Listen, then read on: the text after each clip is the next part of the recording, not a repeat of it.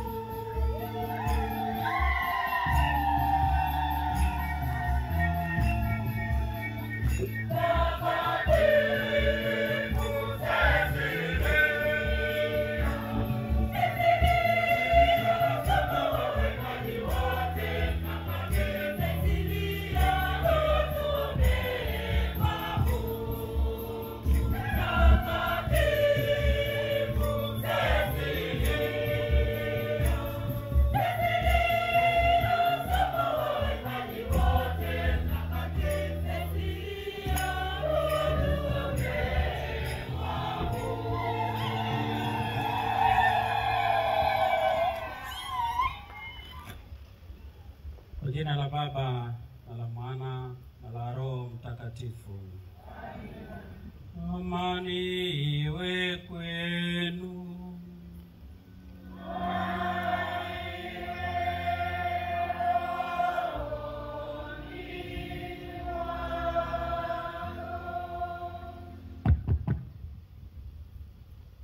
Kwa upendo wa Kristo tutumikie na kuwajibika. Basi nipenda kuchukua nafasi hii kwanza kumshukuru Mungu kwa neema na baraka ambazo ametujalia, hasa katika siku ya leo ambapo kama WAWATA jimbo tuko hapa katika parokia ya Mpwapwa, dekania ya Bikira Maria wa Lourdes, kuadhimisha sadaka ya misa ya shukrani kwa mwaka 2025. Kuadhimisha misa ya shukrani mwaka jana, hapa katikati Mungu ametutendea mema mengi, ametujalia baraka nyingi, ametukinga na mambo mengi kutokana na ulinzi wake. Kumbe kama watoto wake tunathubutu kusimama mbele zake na kusema neno la asante kwake, ili kwa yale aliyotujalia basi yawe ni baraka kwetu, na vile vile aendelee kutujalia kadiri ya mapenzi yake matakatifu. Kumbe nipende kuwakaribisheni nyote, lakini kwa namna ya pekee kumkaribisha Baba Askofu Msaidizi ambaye ndiye kiongozi wetu mkuu katika maadhimisho haya ya leo, ili apate kutuongoza katika adhimisho la misa takatifu ya siku ya kumshukuru Mungu kwa mwaka 2025. Karibu Baba kwa ajili ya sadaka ya kuadhimisha sadaka takatifu. Tukiri dhambi zetu tupate kustahilishwa kuadhimisha hii sadaka takatifu.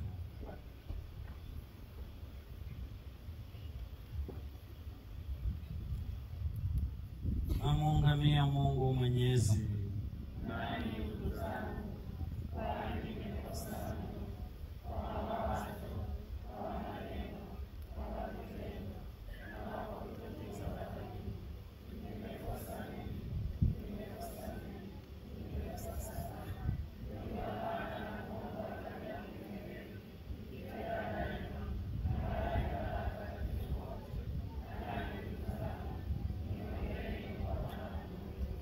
Mungu Mwenyezi atuhurumie, tusamehe dhambi zetu na atufikishe kwenye uzima wa milele.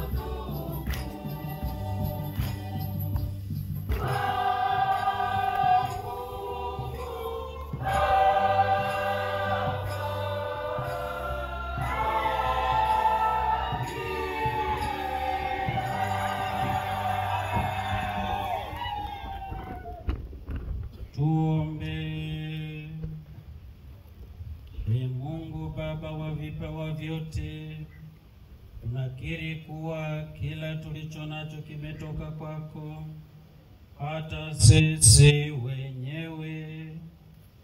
Tufundishe kutambua fadhili za wema wako mkuu, na tukupende kwa moyo mnyofu na kwa nguvu zetu zote,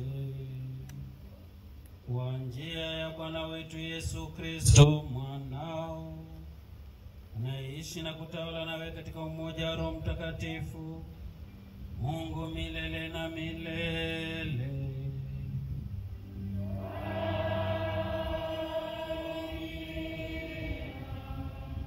Somo katika kitabu cha kwanza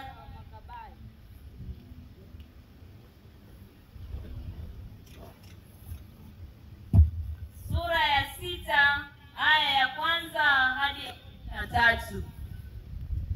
Kitabu cha kwanza cha Makabayo sura ya 6 aya ya 1 hadi ya 13.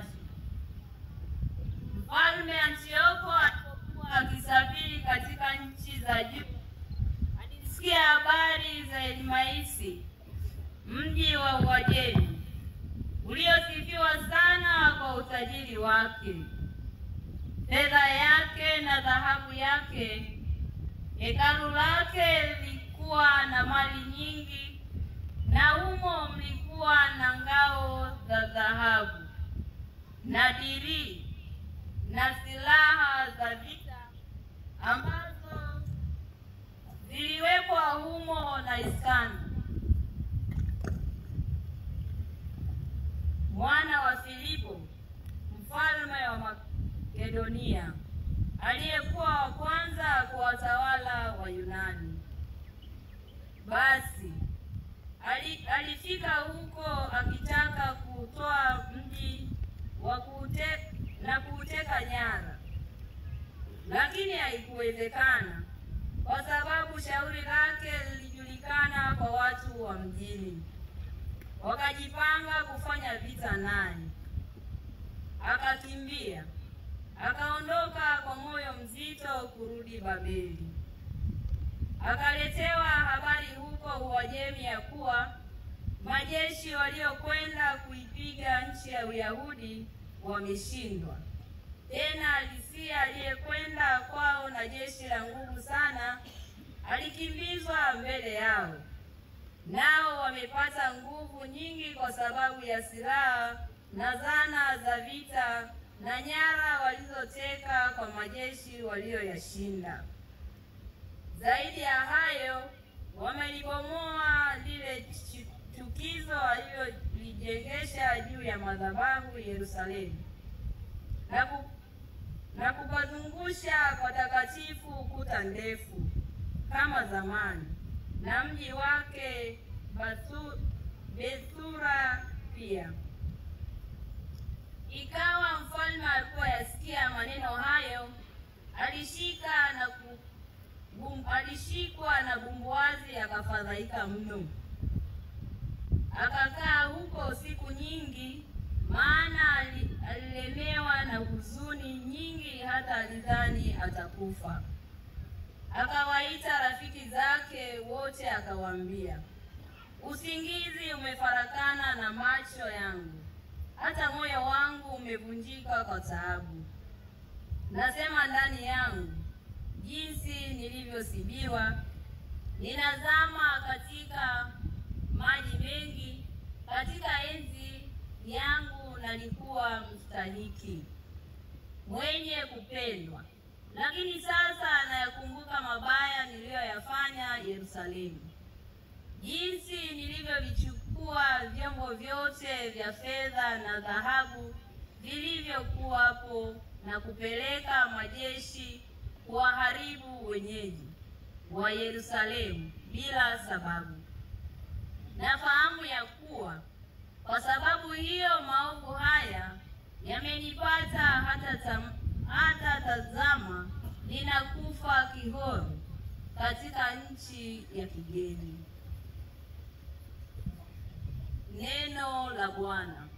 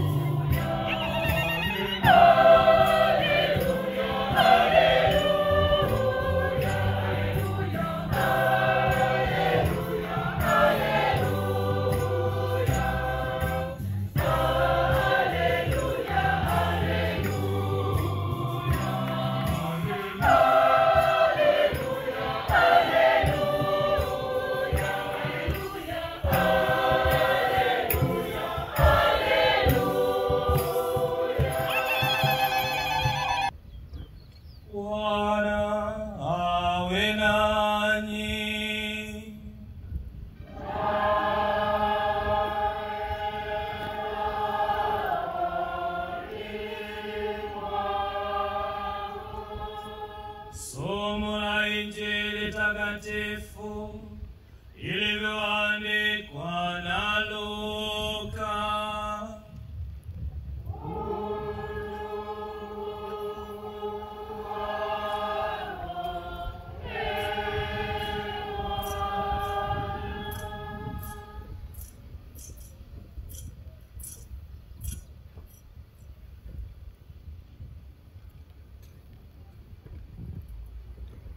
Injili ya Luka sura ya 20 aya 27 hadi ya 40. Baadhi ya Masadukayo wale wasemao ya kwamba hakuna ufufuo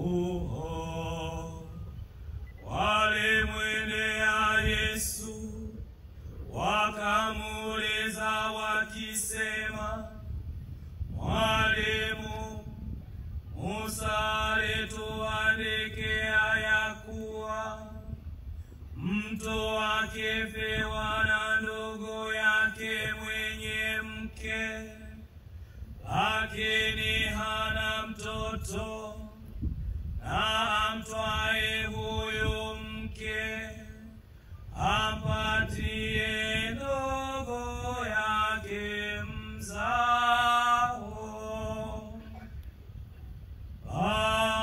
basi kulikuwa na ndugu 7.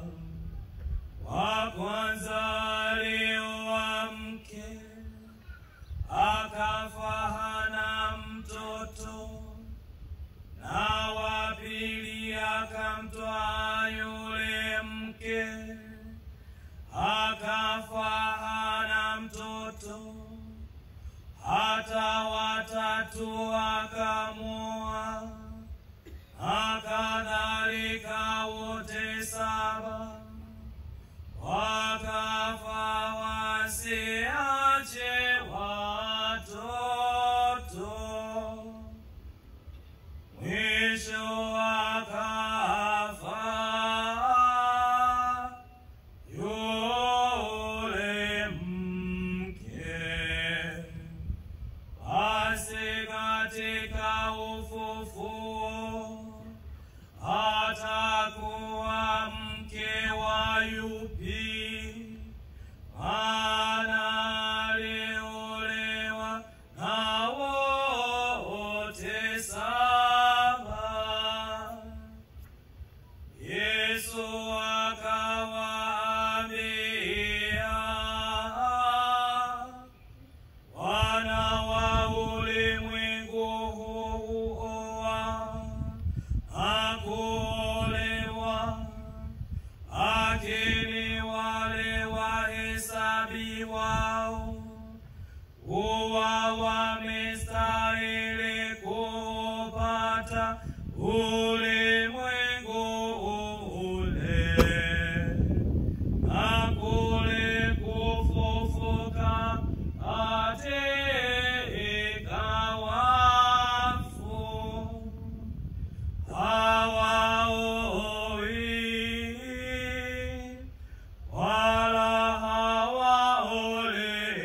hawaolewi, wala hawawezi kufa tena, kwa sababu huwa sawa sawa na malaika, nao ni wana wa Mungu, kwa vile walivyo wana wa ufufuo.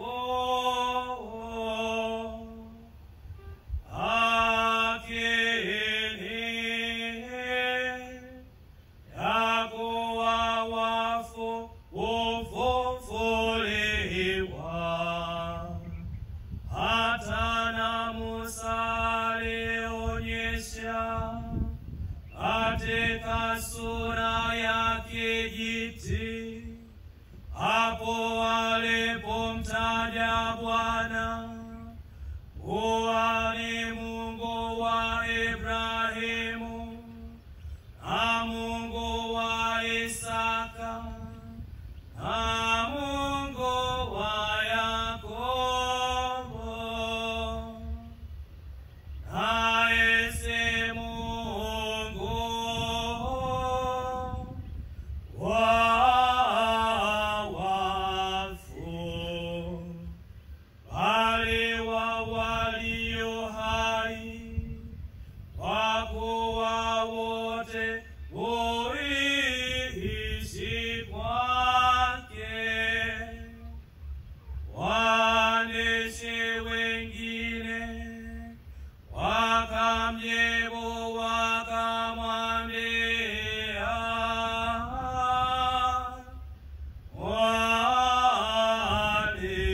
Mwalimu, umesema vyema.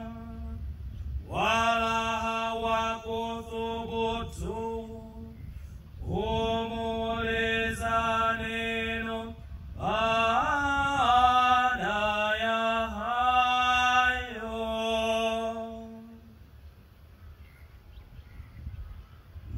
Neno la Bwana.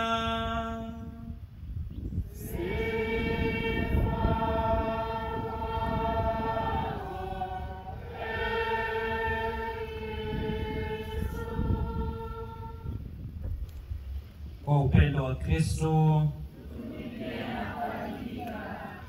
Biblia 20:25.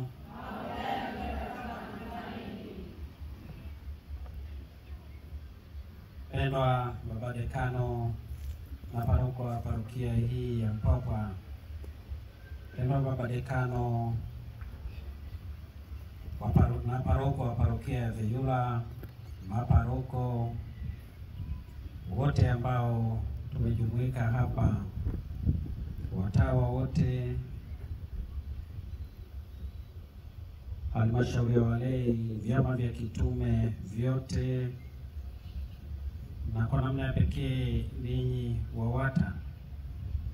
Leo tumeitwa hapa kufanya jambo moja kubwa kama jibu, kama wakina mama wote wametualika ili tushirikiane nao kumwambia Mungu neno moja zito na la muhimu sana la kusema asante.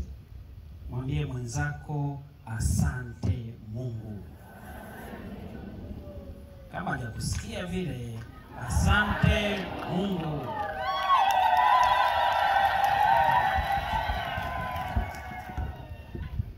Na tumechagua kuja maeneo haya kama vile ambavyo baadaye tutawaambia kuwa asante Mungu hii mwaka 2026 tutaisemea wapi. Leo tumeamua kuisemea hapa Mpwapwa, na tunashukuru kwa wote mliofika, wengi wa kutosha. Tulifika mwanzoni hapa tukasema viti vingi hivi vitakaa havina watu. Sasa tunaona kinaisha kimoja baada ya kingine. Tumshukuru Mungu kwa kumshangilia sana.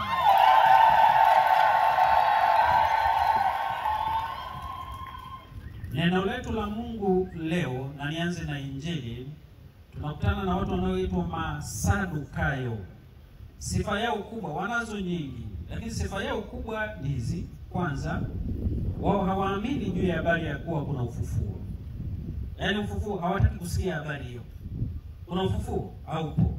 Maisha ni hapa duniani, tunaponda, tunamaliza na tunaondoka. Lakini nyingine ni kwamba wao waliwahi kuwa tabaka la juu sana katika nyakati zile, ambao walikuwa wanafanya kazi na wenye mamlaka ya juu. Na kwa sababu hiyo, kama ndivyo, kwao swala la pesa lilikuwa sio tatizo. Na ndio maana waliamini kuwa maisha yao yote ni pesa, na anapokufa na maisha yamekwisha. Hakuna maisha ya baadaye.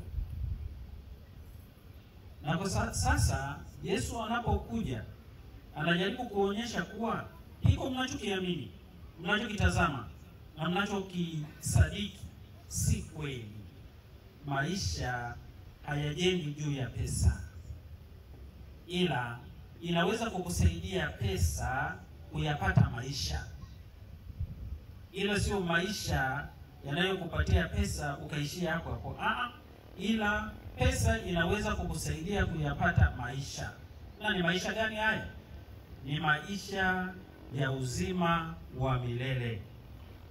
Tukikubali kutumia mali zetu, vitu vyetu, kwa kutoa sadaka kweli kubwa inayouma na kumpendeza Mwenyezi Mungu, ile pesa inabadilika kuwa maisha ndani yetu. Na maisha hayo ndio maisha ambayo Yesu anawaambia hawa Masadukayo. Walimjia kwa kumdhihaki na kumjaribu. Wakamletea mfano huo wa mama ambaye ameolewa na watu 7. Anasema tangu hizi siku za Musa sisi tulishaambiwa kuwa mwanamke akiolewa asipozaa, mume amefariki, aolewe na mume mwingine. Akufariki tena, aolewe tena. Sasa aliolewa na wanaume 7. 7 ni namba inayoashiria kuwa aliolewa na wanaume wengi sana, lakini hakuweza kupata mtoto. Wale wanaume wakafa na yeye amekufa. Je, huko mbinguni atakuwa mke wa nani kati ya hawa 7? Kama ninyi mnaamini juu ya habari ya ufufuo, huko atakuwa mke wa nani? Katika maana hii kuwa kule kutakuwa kuna vurugu, watu watapigana. Sasa kama watu watapigana, hiyo mbingu nyewe mnayohubiri ni mbingu ya namna gani? Uzima ambao mnahubiri ni wa namna gani? Maisha ni hapa hapa, ponda raha, kufa kwaja, tunamaliza. Sasa Yesu anatumia njia nzuri kujibu hilo tazamo au mtego mzito wa Masadukayo. Kwa ninyi watu wa ulimwengu huu mnao na kuolewa. Ni kama nataka kusema hivi, yeye Masadukayo nini? Mmejenga misingi yenu katika kuoa na kuolewa hapa duniani. Raha zenu zote mnazimalizia hapa hapa. Hamjali mtu, hamumjali Mungu, na wala hamwamini. Lakini wale wanaoishi katika imani ya kweli wanaamini hilo na kuwa kuna maisha ya baadaye. Na huko mtu akishakufa anafufuka na mwili wa utukufu, mwili ambao hauhitaji kuoa wala kuolewa, hauhitaji kula wala kunywa. Ni mwili wa ajabu na ni furaha ya milele. Hiyo ndio mtu ambayo wataipata wale ambao wamewekeza katika uzima wa milele. Sasa ninyi ambao mwekezi katika uzima wa milele mtaishia hivyo. Basi baada ya mahojiano mengi wanaamua kumwacha kwa sababu wameshindwa kwa hoja.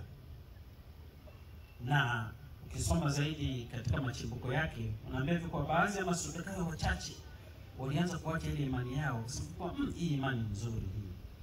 Sisi leo hapa tupo tunaamini juu ya habari ya ufufuo wa uzima.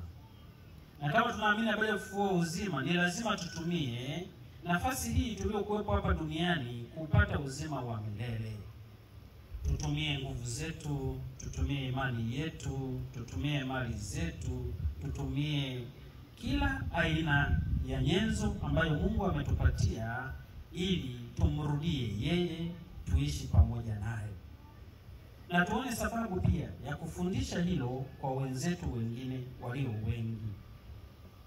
Ndio maana tumesikia hata katika somo la kwanza kutoka katika hicho kitabu cha Wamakabayo, anaeleza huyu mfalme wa kigeni Antioch ambaye ameenda Israeli, amewaudhi, amewatesa, amewaumiza. Baadaye anaona mji mwingine mzuri, umepambwa vizuri, una dhahabu, una fedha, una kila kitu, una utajiri mkubwa. Anatamani tena apeleke kule vurugu, akafanya vurugu au upate ule mji. Lakini wana wa Israeli chini ya kiongozi wao Yuda wanasimama imara, wanapambana na wanauokoa mji wao uliokuwa tajiri sana. Tunafananisha na nini habari hii? Miili yetu sisi ni miili mitakatifu sana tuliopewa na Mwenyezi Mungu. Ni miili tajiri sana tuliopewa na Mwenyezi Mungu. Lakini shetani kama vile alivyokuwa Antioch anaitamani. Anatamani mwili huu, anatamani mali hizi, anatamani kila kitu. Ndio maana hapa na pale tunaendelea kushawishiwa mara nyingi, na tusipokuwa makini tunaanguka katika mtego. Ni kama vile ambavyo yule Antioch angeweza kwenda kuchukua ule mji kwa kumvamia, lakini wenye mji waliulinda. Linda mji wako, linda mali zako, linda mwili wako, ili adui shetani asije akauvamia na kukuingilia hapo na kusambaratisha kabisa. Mungu anaelewa wazi kuwa amekupa uwezo mkubwa wa kujilinda na kujitetea. Jisimamie, na unapojisimamia hivyo unamrudishia Mungu sifa na utukufu. Leo kubwa lililotuleta hapa pia ni kumwambia Mungu asante. Na tumechagua kumwambia Mungu asante katika tendo la kiliturujia ambalo la misa takatifu. Ni sadaka kubwa, ndio zawadi ya pekee ambayo kwa namna ya pekee Mungu anatupa sisi. Lakini kwa sisi kushiriki, ni kama vile tunashiriki tendo la kimungu na kumwambia Mungu asante pia kwa namna ya pekee sana. Sisi tumechagua. Lakini kwa nini tumechagua tarehe hii? Ni kwa sababu sasa tunaelekea mwishoni kabisa mwa mwaka wa kanisa. Tunatambua na kuelewa kuwa Mungu amesafiri na sisi kwa kipindi cha mwaka mzima, tangu tulipokutana kama hivi mwaka jana mpaka leo. Katupitisha katika mambo mengi mazito na makubwa, na katika haya kila mmoja anapaswa kushukuru. Wapo ambao wamesaidiwa kinamna ambavyo hata wao hawakutegemea wangesaidiwa kiasi hicho. Wapo ambao walikuwa wana mahusiano mazuri na wengine, lakini kwa mwaka huu wamejaliwa kuwapata wale masimu wao na wanakaa pamoja. Wapo ambao wamepata watoto, wapo waliopata wajukuu, wapo waliofanikiwa familia zao, watoto wao kusoma na kumaliza shule, sababu kuna wengine hawamalizi. Wapo ambao wamefaulu vizuri, wanaenda vyuo. Wapo ambao pamoja na hali ngumu ya mwaka huu, lakini wamefanikiwa kupata riziki ya kawaida. Hata sasa hivi tunaishi na tuko hapa. Sasa hizi zote zinatupelekea sisi kusema Mungu asante.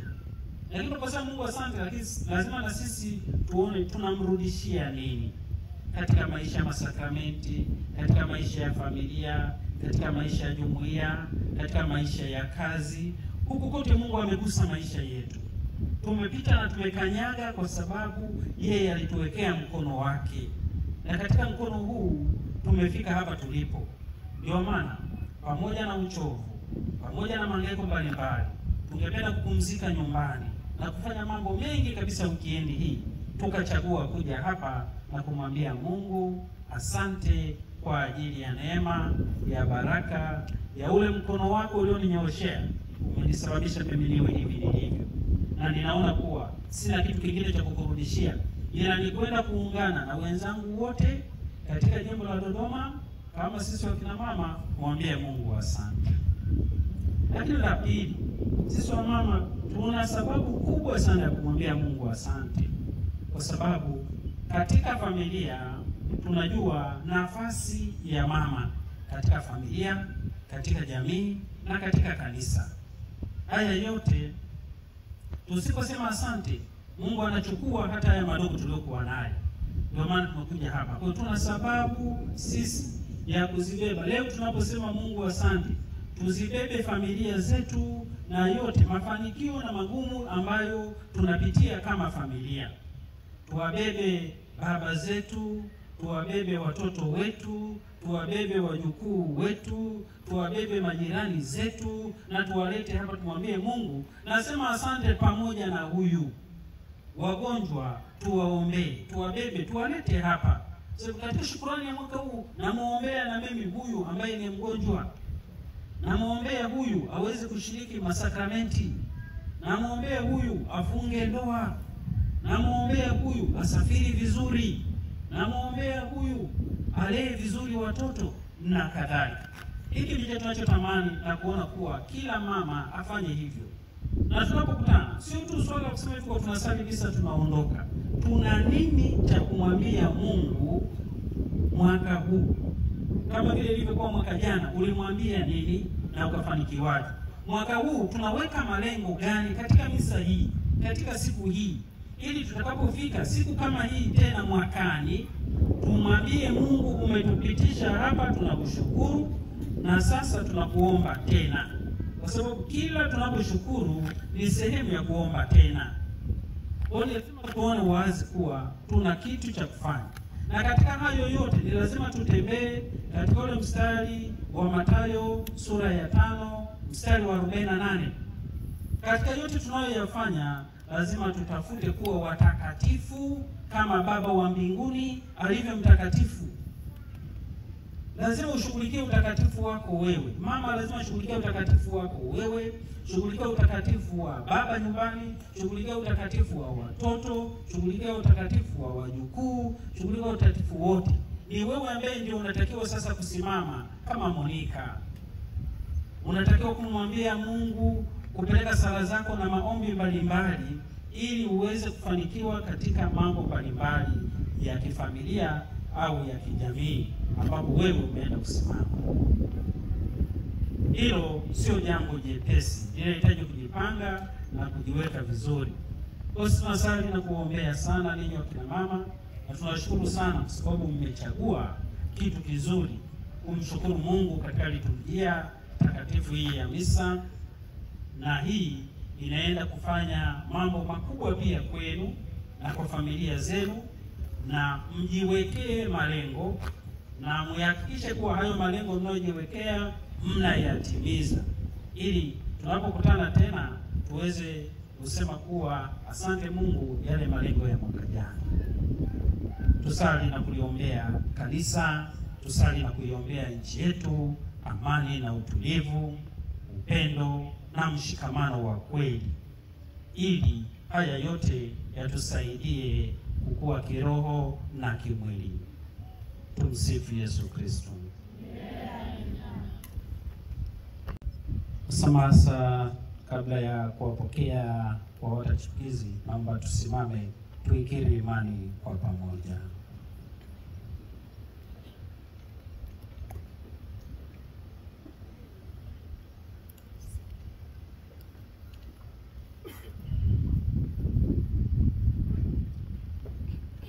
Nasadiki kwa Mungu mmoja,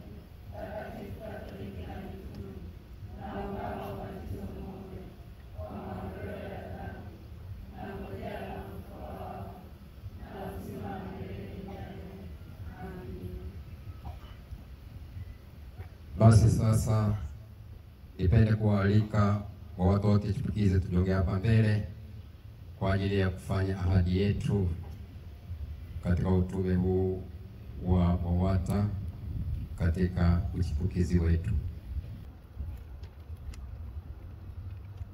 Nenye binti zangu wapendwa, mmechagua jambo jema la kutaka kumtumikia Mungu.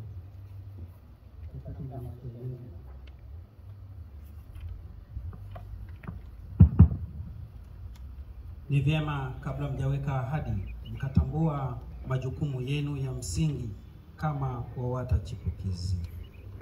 Kwanza, lazima mjitahidi kusali sana kwa ajili ya kujiombea ninyi wenyewe, kuwaombea na vijana wenzenu, lakini kuwaombea wazazi wenu pia.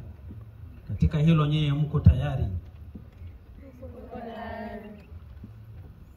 Mtatakiwa pia kuonyesha mfano mzuri wa kiimani katika jamii yote inayowazunguka kwa kuishi kweli tunu za Injili, kusoma neno la Mungu, kulitafakari na kuliishi katika maisha yenu yote.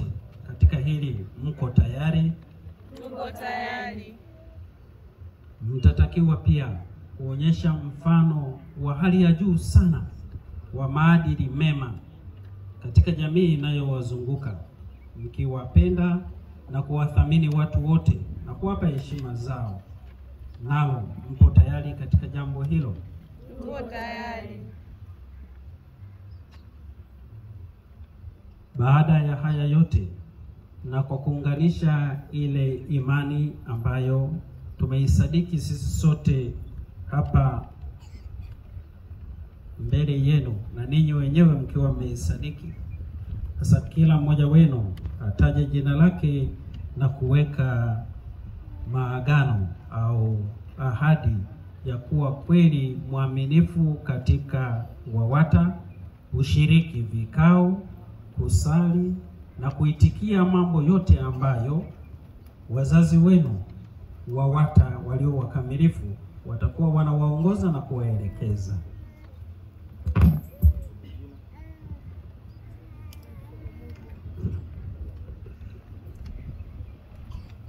Mimi Dorothea Justina Francis, Maria Munyi, Josephina Innocent, Juliana Dermat, Eliakunda Shao, Domisiana Kalinga, Konsesa Ngebe, Monica Mapya, Mary Mkaka, Emi Kamwaya, Levina Mtwanji, Jema Mkemo, Esi Vicenti, Neema Mnyanga, Justina Mata, Neema Kazmo, Epi Child, Emakulata Ackley, Morrington, Victoria Kikoti,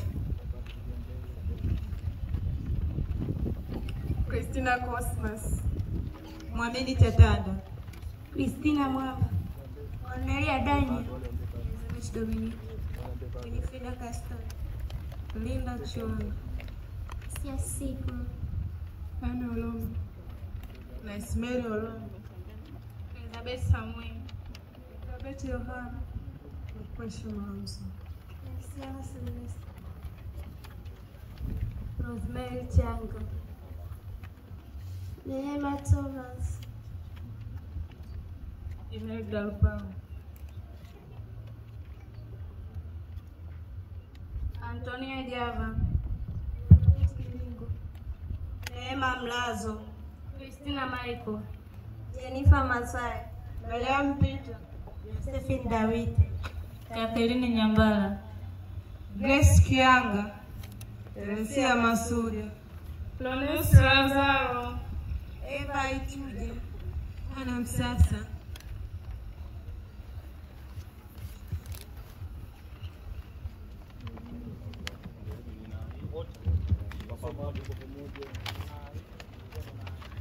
ninaahidi mbele ya Mungu na kanisa kuwa nitamtumikia Mungu kwa uaminifu na upendo katika utume huu wa WAWATA chipukizi.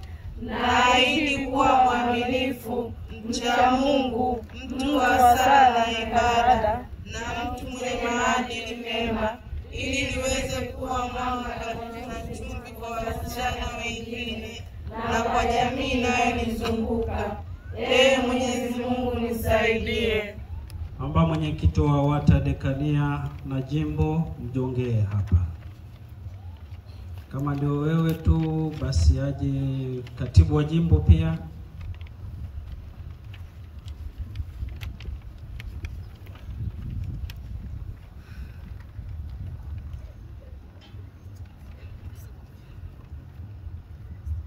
Mabinti wapendwa, mimi ninawapokeeni katika utume huu muhimu wa WAWATA chipukizi katika kanisa.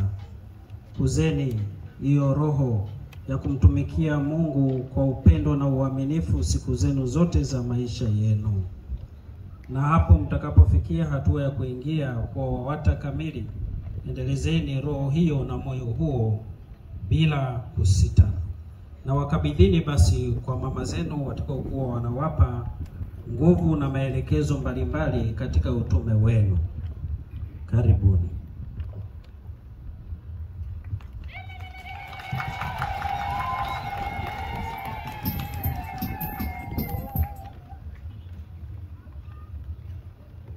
Tunawapongeza kwa hatua hii na tunawapokea tukiamini tunapomaliza wakati wetu tuna watu wa kuwakabidhi, na tunaahidi Baba Askofu kuwalea katika utume wao.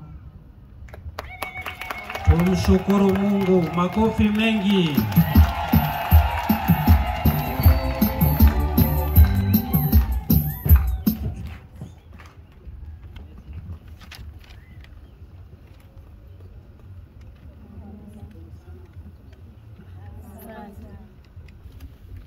Tumwombe Mungu Baba Mwenyezi asikilize kwa wema sala zetu kwa ujumbe wa Yesu Kristo Bwana wetu.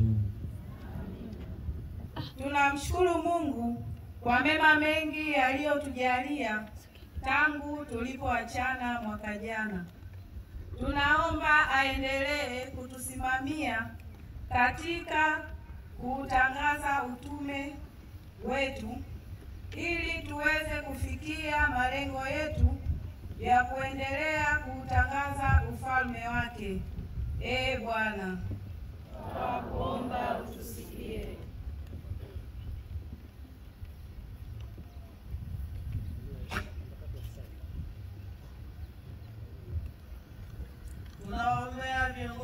Mtakatifu wa Kanisa, Baba Mtakatifu Leo wa 14, Baba Askofu Mkuu James Kinyaia, Askofu Msaidizi Wilwood Ngozi, maaskofu wote, mapadre, watawa wa kike na wa kiume, viongozi wa ngazi zote, waliongoze kanisa kwa amani na furaha. Ee Bwana,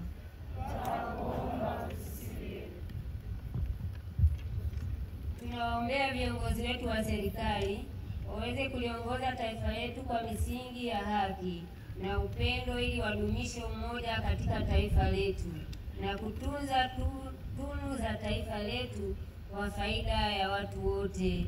Ee Bwana, tunakuomba utusikie.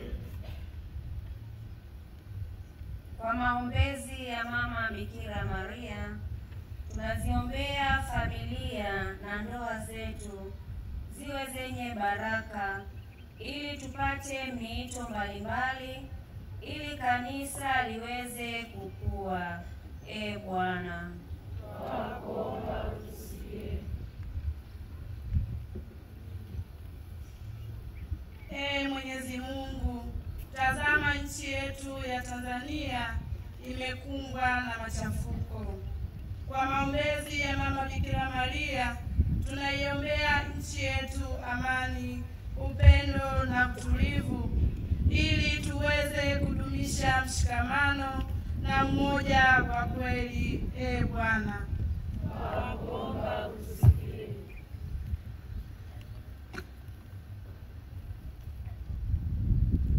Tunawaombea wagonjwa wote, WAWATA na wengine wote afya njema, wapokee uponyaji ili wapate afya, waweze kuendelea kumtukuza Mungu na kuendelea kumtumikia katika roho na kweli. Ee Bwana, tunakuomba utusikie.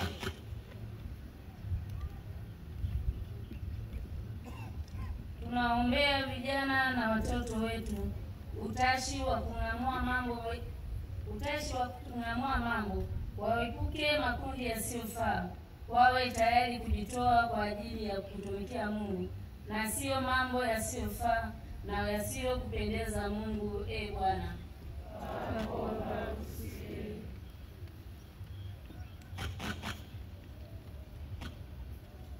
Kwa maombezi ya Mama Bikira Maria, tunaliombea kanisa mshikamano, ili liweze kukua na kuimarika na liweze kusimama imara hata kama kuna msukosuko. Pia tunaomba neema ya kusimama imara katika imani yetu. Ee Bwana, twakuomba.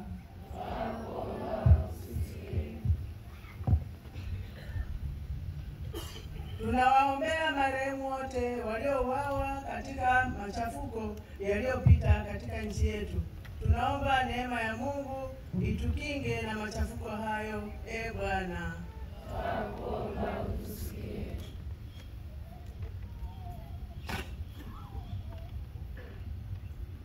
Tunawaombea marehemu wote na hasa marehemu WAWATA, ili Mungu apate kuwajalia pumziko la amani kwake mbinguni. Ee Bwana, tunakuomba utusikie. Raha ya milele uwape, Ee Bwana, na mwanga wa milele waangazie. wapumzike kwa amani. Amina.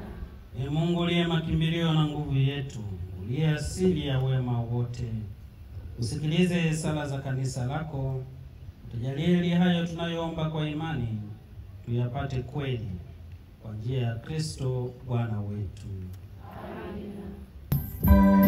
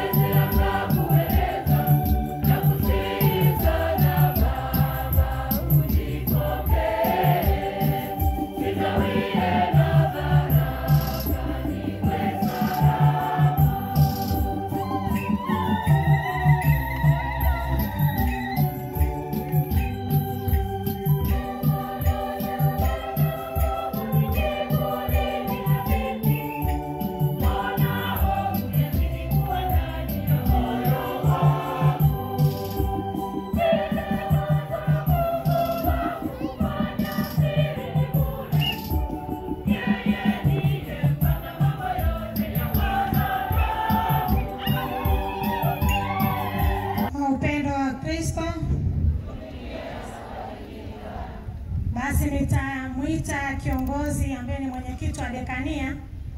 Atakapokuja ataambatana na viongozi wake wa parokia. Watatoa shukrani, watabarikiwa na kurudi. Naomba nianze na dekania ya Mtakatifu Francisco wa Asizi. Mwenyekiti na timu yako dekania ya Francisco wa Asizi, karibuni.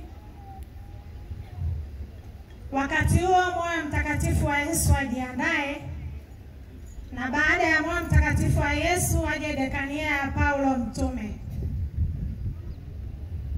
Niombe Francisco wa Asizi, mwenyekiti na kamati yako Francisco wa Asizi, karibuni. Baada ya hapo moyo mtakatifu wa Yesu, na baada ya moyo mtakatifu wa Yesu dekania ya Paulo Mtume. Mama dekania Francisco, karibu.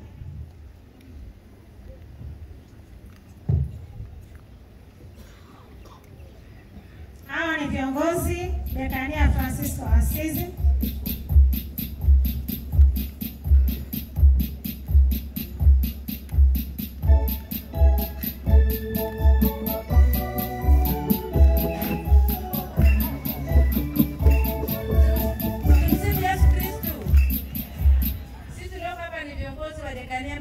Francisco wa Asizi Kongwa.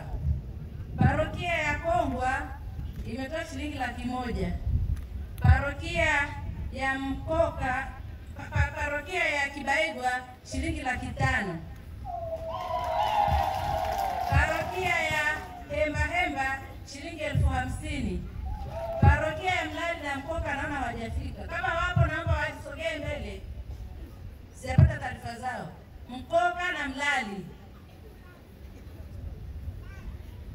Asante, naomba mkabidhi baba askofu mpate baraka. Parokia ambazo hawajafika wakija watatuona. Moyo mtakatifu wa Yesu, karibu. Wakati huo Paulo Mtume mjiandae. Moyo mtakatifu wa Yesu, karibu. Ambapo ni parokia Mloa Bwani, Mpayungu, Chipogoro, Manda na Mtera.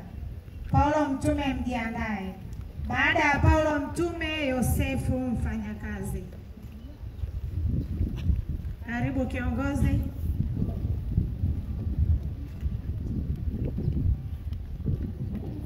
Kristo. Mkoka ndio wamefika, wametoa 50,000. Dekania Francisco. Asante, karibu moyo mtakatifu wa Yesu.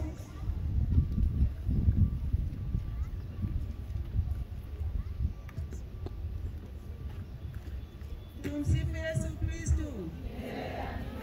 Dekania ya moyo mtakatifu wa Yesu wametoa shilingi 40,000.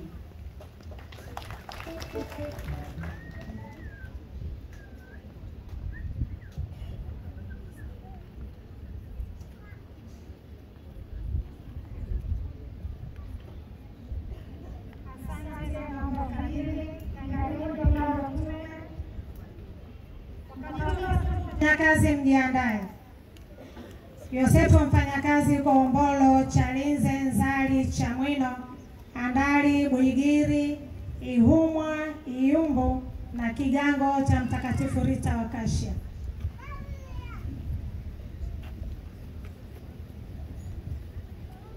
Wakati mawasilisho yanafanyika, naomba waliokuja na vipaji halisi vya kutoa baada ya hapo tulipange kule nyuma. Karibuni Yosefu mfanyakazi.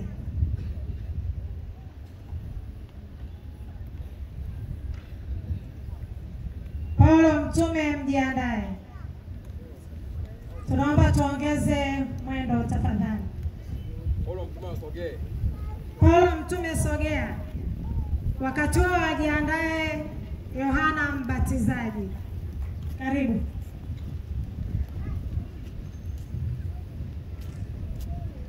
Parokia ya Chamwino 150,000.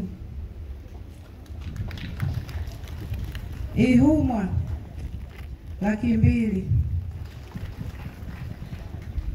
Kombolo 50,000.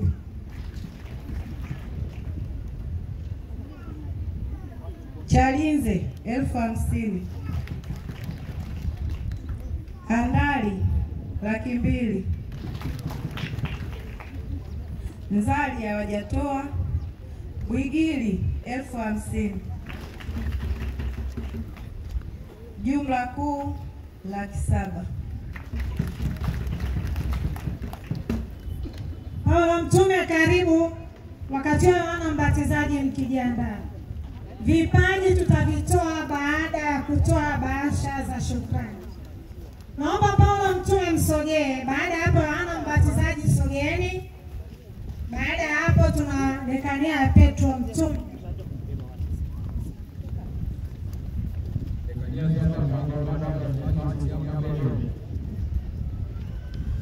Karibuni, karibu. Paulo Mtume, Yohana Mbatizaji sogeeni. Kristo. Parokia Msalato Magereza ametoa 50,000. Parokia Msisi zawadi kwa baba askofu 50,000. Parokia ya Kristo Mfalme Veila 100,000. Parokia ya Itisa hawakuwepo. Parokia Hanesi. Asante, karibu Yohana.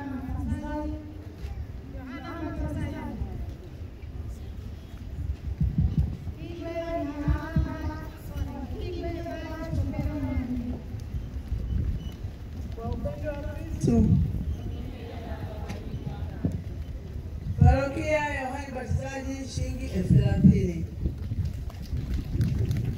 Parokia ya Kigwe shilingi 70,000. Parokia ya Idiva shilingi 20,000. Petro Mtume sogeeni. Skopelo mshiriki mmoja ametoa shilingi 5,000. Petro Mtume. Dekania zingine, hebu sogeeni wote hapa ambao bado hamjaitwa, sogea hapa jirani. Sasa hivi ni shukrani kwenye bahasha, vipaji baadaye kidogo. Dekania zote ambao hamjaitwa sogeeni hapa. Baada ya Petro Mtume wajiandae Bikira Maria wa Fatima, Bikira Maria wa Lourdes, na tutamaliza na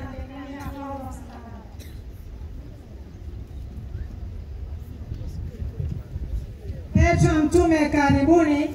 Baada ya hapo Bikira Maria wa Fatima, baada ya Fatima Bikira Maria wa Lourdes, na tutamalizia na dekania wa Paulo wa Msalaba. Baada ya Paulo wa Msalaba, naomba viongozi wa hata jimbo msogee pia. Petro Mtume.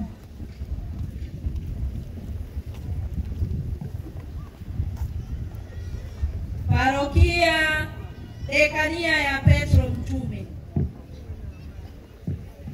Parokia zifuatazo zimechangia kama ifuatavyo: Parokia ya Mtakatifu Isidori Mkulima Makulu 30,000. Wawata Makole, parokia ya Makole 50,000. Parokia teule Mtakatifu Yohane Mbatizaji Sokoine 50,000. Parokia ya Kisasa 50,000. Parokia ya Ilazo Petro Yohane Paulo wa pili shilingi 50,000. Parokia ya Mtakatifu Petro Swaswa 100,000. Parokia ya Yudom shilingi 50,000. Jumla 430,000. Asante sana. Bikira Maria mpalizwa mbinguni.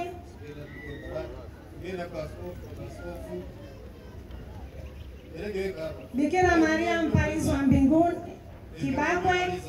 Baada ya hapo tunakuja Bikira Maria wa Lourdes, tunakuja Mtakatifu Agustino wa Hippo, tutamalizia na Paulo wa Msalaba.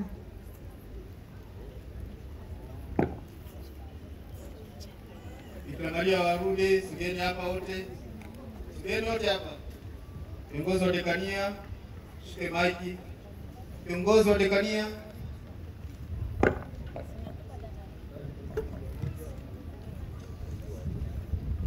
Kwa upendo wa Kristo,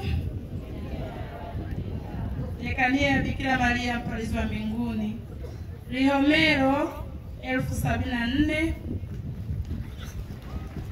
parokia ya Kinusi 1030, parokia ya Rudi wako njiani, lakini parokia ya Kibakwe shilingi 250,000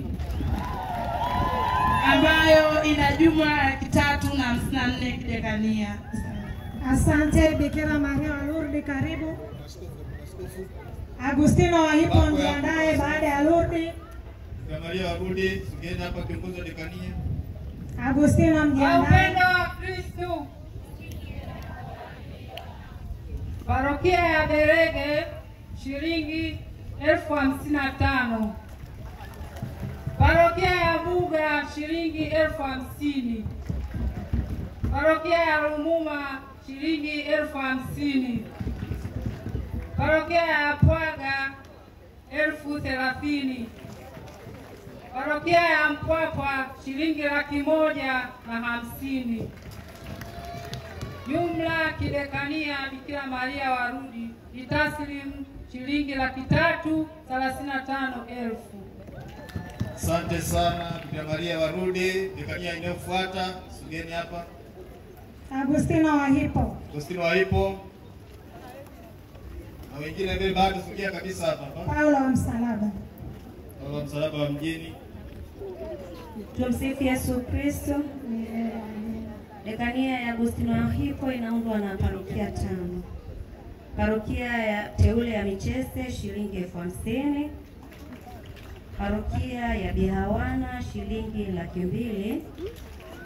Parokia ya Ntyuka shilingi 500,000. Parokia ya Yohane Mtume shilingi 200,000 na parokia ya Chidachi shilingi 200,000. Jumla shilingi 1,150,000. Paulo wa Msalaba. Asante sana Agustino wa Hippo. Paulo wa Msalaba, kiongozi wa dekania, karibu.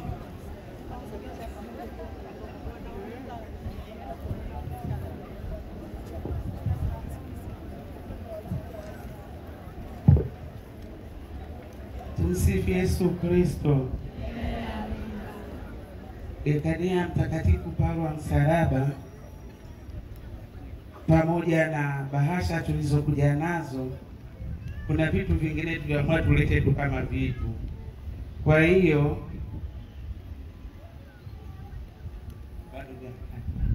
naomba hizo hela kwa pamoja.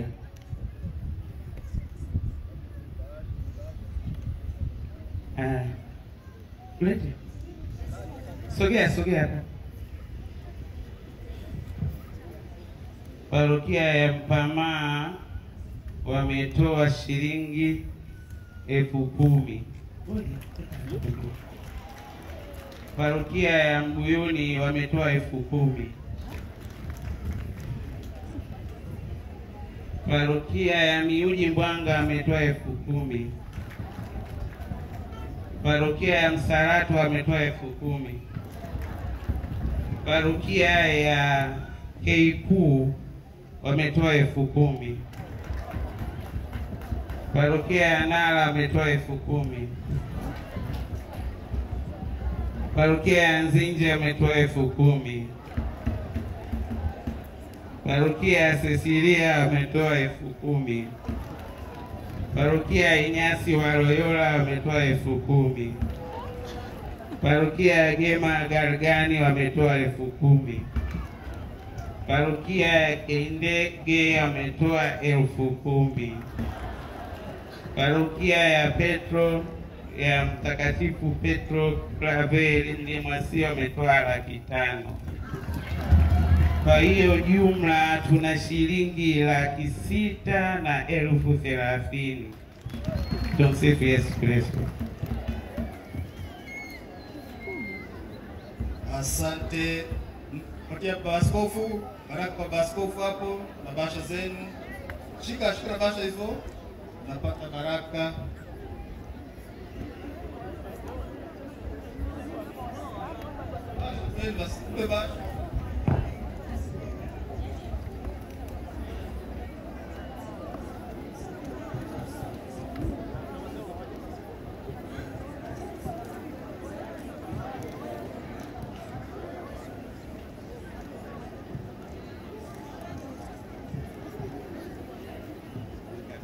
Tumsifu Yesu Kristo.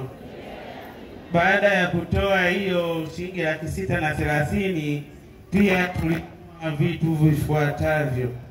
Mchango kia Paulo wa Msalaba ametoa 500,000, parokia Jema Galgani wametoa 500,000, parokia ya Mwenye Heri Maria Redoxa Kindege wametoa 500,000, parokia ya Don Bosco Miuji Mbwanga wametoa 3,500, parokia ya Bikira Maria Msaada wa Kristo Kizota wametoa 3,500, parokia ya Inyasi wa Loyola wametoa 3,500, parokia ya Peter Clever wametoa 3,500, parokia ya Francisco Asizi wametoa 2,500, parokia ya Mtakatifu Cecilia Muungano wametoa 2,500, parokia parokia teule ya Msalato wametoa 2,500, parokia ya Teresa wa Kalikuta Mpamaa wametoa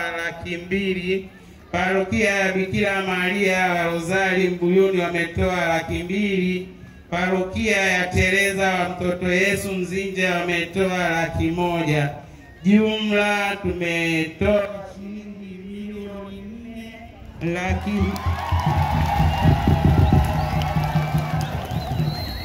milioni 4,150,000 na vitu ambavyo hizi hela hamjaziona hela. Tumenunua vitu, tumenunua seti ya kochi, tumenunua kitanda na tumenunua godoro. Tumsifu Yesu Kristo. Niwaombe viongozi wa dekania, taarifa hizo mtampatia mhasibu wa WATA jimbo.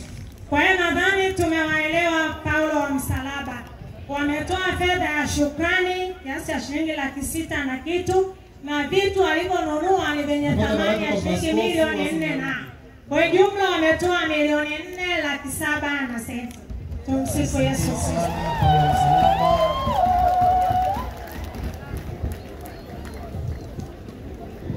Asante.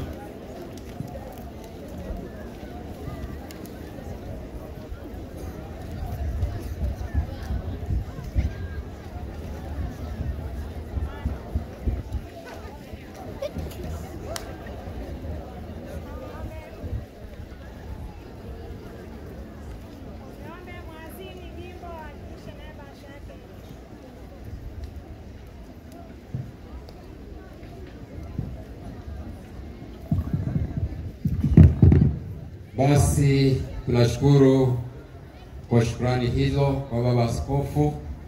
Sasa ni wakati wa kuleta vipaji.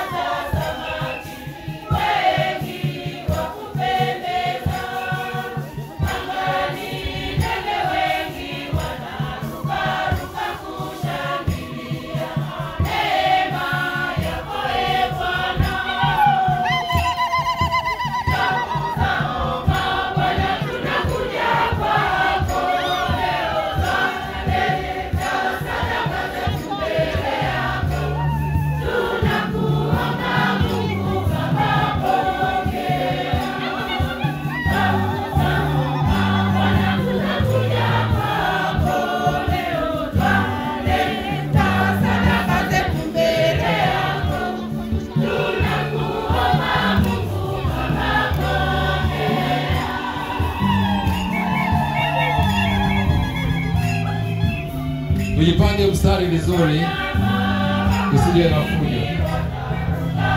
Kila mmoja atapokelewa kipaji chake. Tulipange mstari miwili.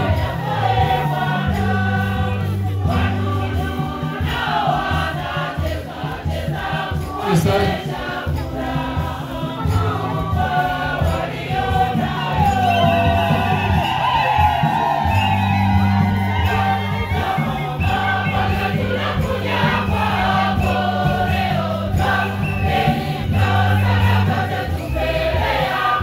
tupande mwili.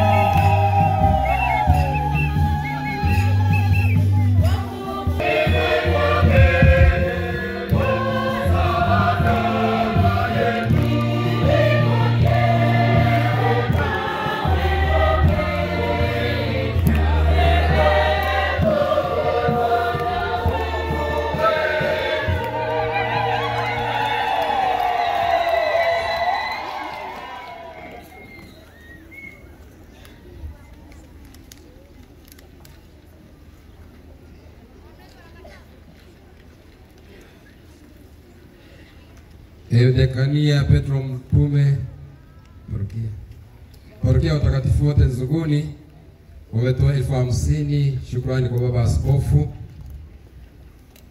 Ina kujumla ilikuwa 570. Alafu vipaji kwa wata chipukizi shukrani kwa baba askofu shilingi 46,500. Mungu awabariki sana.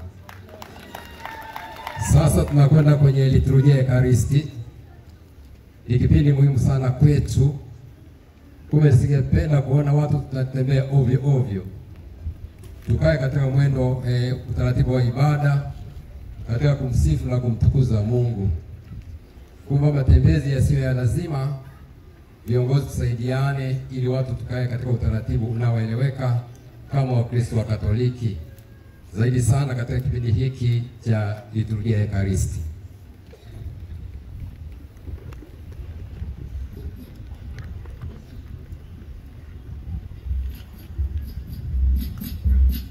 Thank you.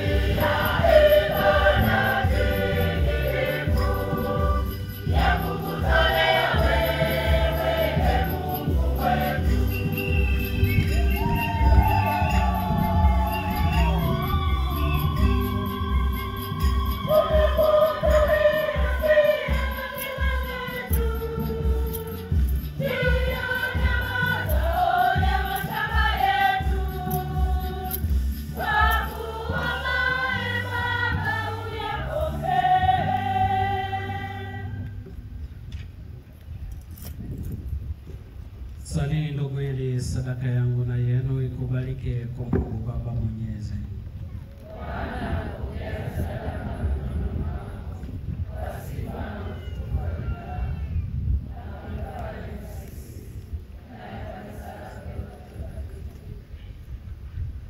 Ee Bwana, tunakutolea sadaka ya sifa kwa ajili ya mapaji uliyotujalia. Tunakusihi kwa unyenyekevu tujalie, ili uliotukirimia bila mastahili yetu tuyatumie kwa ajili ya utukufu wa jina lako, kwa njia ya Kristo Bwana wetu.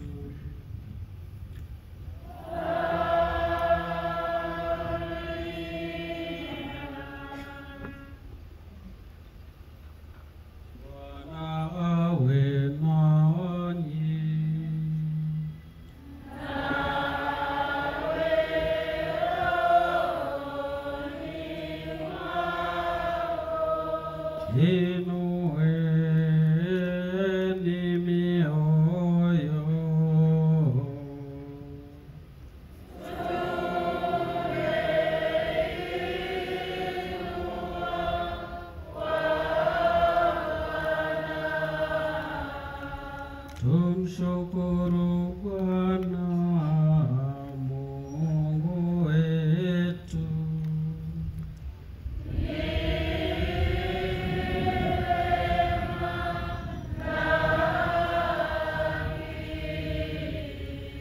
Kweli ni vema na haki, tendo la kufana la kuleta wokovu.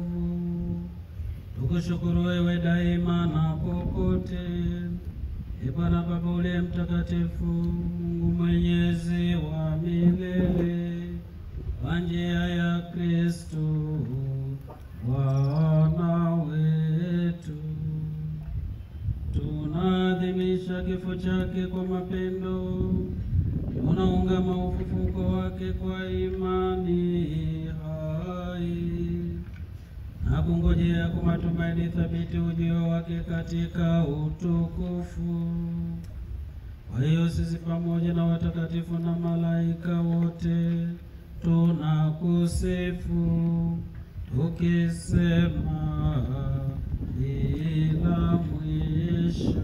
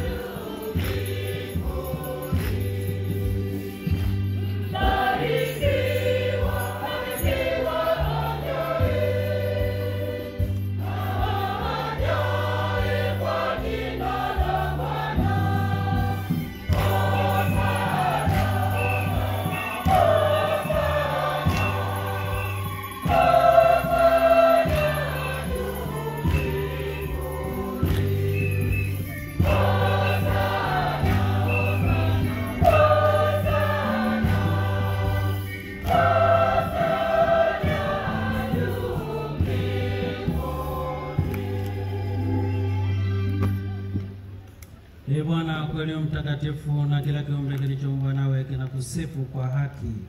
Maana kwa njia ya mwanao Bwana wetu Yesu Kristo, na kwa uwezo tendaji wa Roho Mtakatifu, unavitia uzima vitu vyote na kuvitakatifuza, wala huachi kuwakusanya kwako, ili toka mawio ya jua hata macheo yake dhabihu safi itolewe kwa jina lako. Basi Bwana, tunakusihi kwa unyenyekevu vipaji hivi ambavyo tumekutolea, ili uvitakase, upende kuvitakatifuza kwa Roho huyo huyo, ili viwe mwili na damu ya mwanao Bwana wetu Yesu Kristo, aliyetuamuru tuadhimishe mafumbo haya. Maana yeye mwenyewe usiku ule alipotolewa, alitwaa mkate, na akikushukuru aliubariki, akaumega, na akawapa wafuasi wake akisema, twaeni mle nyote, huu ndio mwili wangu utakaotolewa kwa ajili yenu.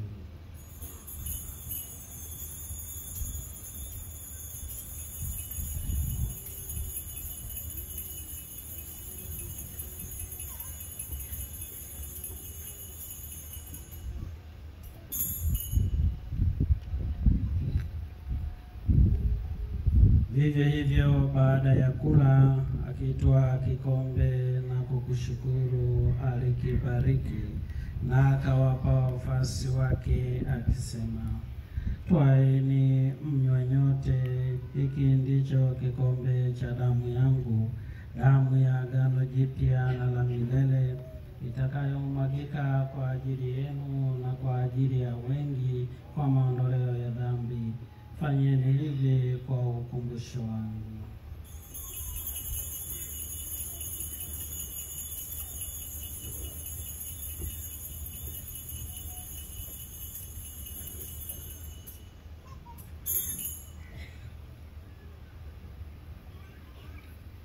Fumbo la imani.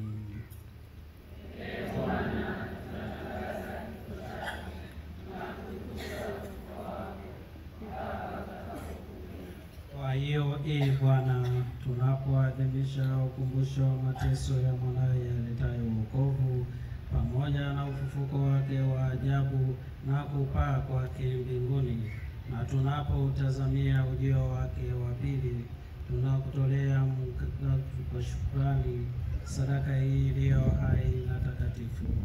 Tunakuomba uyaangalie matoleo ya kanisa lako, na kwa kumtambua yeye aliye kafara, ambaye ulitaka kutulizwa kwa sadaka ya kifo chake, tujalie sisi tunaotiwa nguvu kwa mwili na damu ya mwanao, na kujazwa Roho wake Mtakatifu, tupate kuwa mwili mmoja na roho mmoja katika Kristo.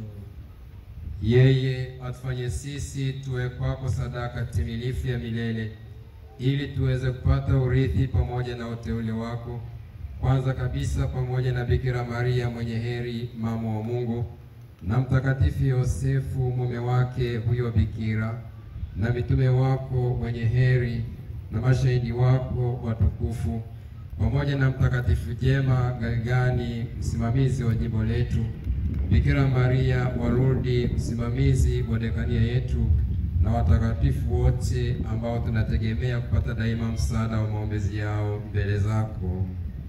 Tunakuomba Bwana, huyo aliye kafara na upatanisho wetu, alete amani na wokovu duniani kote. Pende kulimarisha katika imani na mapendo kanisa lako linalosafiri hapa duniani, pamoja na mtumishi wako Baba Mtakatifu wetu Leo wa 14, na askofu wetu mkuu Beatrice Nyaia, na askofu msaidizi Wilbrod Kibozi, na watu wote unawafanya, pamoja na maaskofu wote, waklero wote, na watu wote unawafanya kuwa taifa lako. Usikilize kwa wema sala za jamaa hii ulioita hapa mbele yako. Baba uliye mtakatifu, kwa huruma yako wakusanye kwako wanao wote waliotawanyika popote duniani. Uwapokee kwa wema katika ufalme wako ndugu zetu marehemu, na wote walioaga dunia wakiwa wamekupendeza. Nasi tunatumaini kufika katika ufalme huo, ili pamoja tushibishwe milele kwa utukufu wako, kwa njia ya Kristo Bwana wetu, ambaye kwa njia yake unaujalia ulimwengu mema yote. Kwa njia yake na pamoja naye na ndani yake, wewe Mungu Baba Mwenyezi, katika umoja wa Roho Mtakatifu, unapata heshima yote na utukufu milele na milele.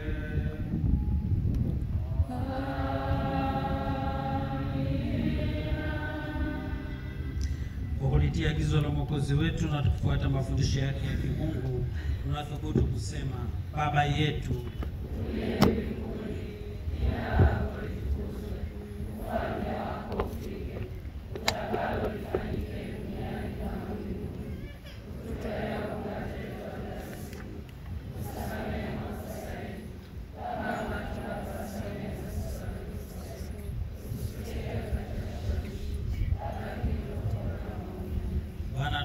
utuokoe katika maovu yote, utujalie kwa wema amani maishani mwetu, kusudi kwa msaada wa huruma yako tuokolewe daima na dhambi, wala tusifadhaishwe na jambo lolote, tunapotazamia tumaini lenye heri na ujio wa Mwokozi wetu Yesu Kristo.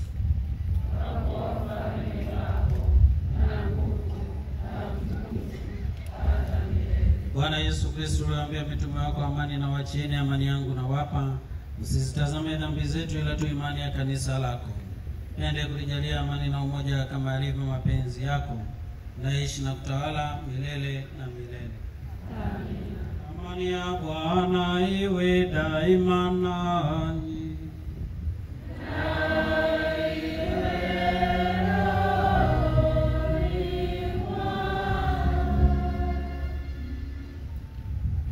Mpeane amani.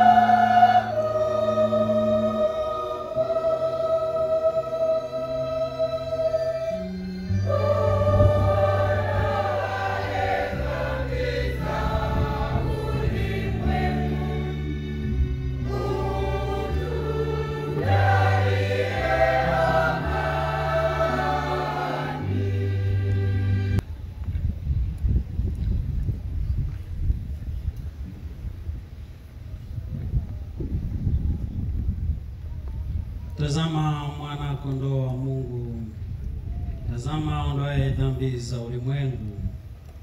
Heri hao walioalikwa kwenye karamu ya mwana kondoo.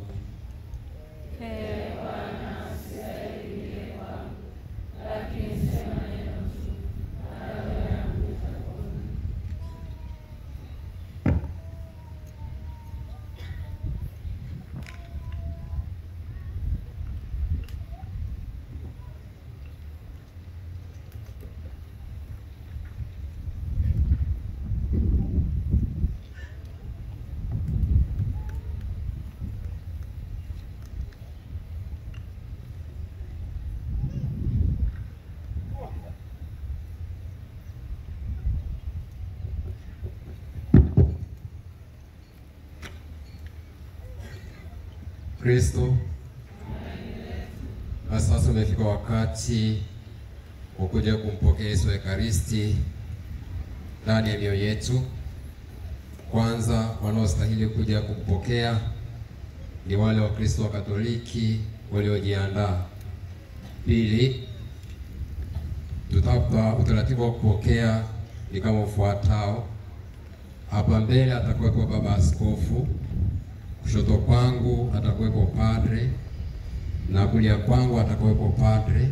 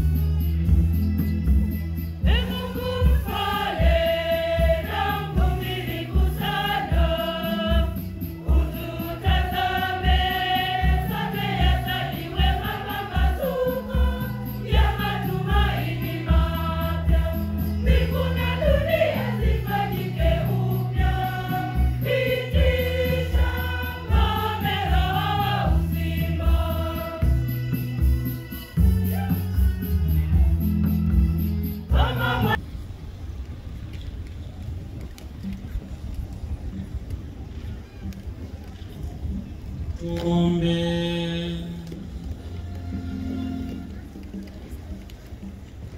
Mungu, umeturudishia kile kilicho. Ya watoto mnacheza ngoma.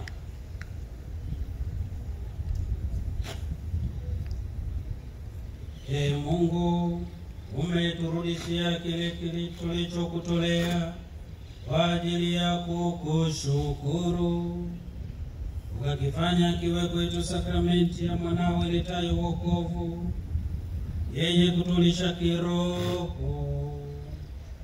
Tujalie tuimarishwe hivi kwa vipaji vya ujasiri na furaha, hata tustahili kukutumikia kwa bidii zaidi na kupata fadhili zako mpya kwa njia ya Kristo Bwana wetu.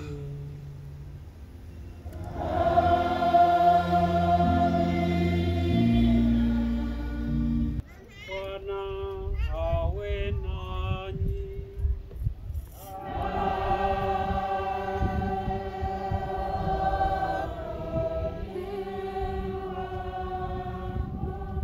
Jina la Bwana litukuzwe.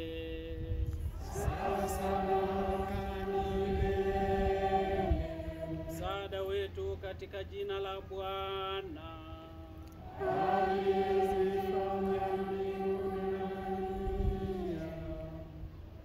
Awabariki Mungu Mwenyezi, Baba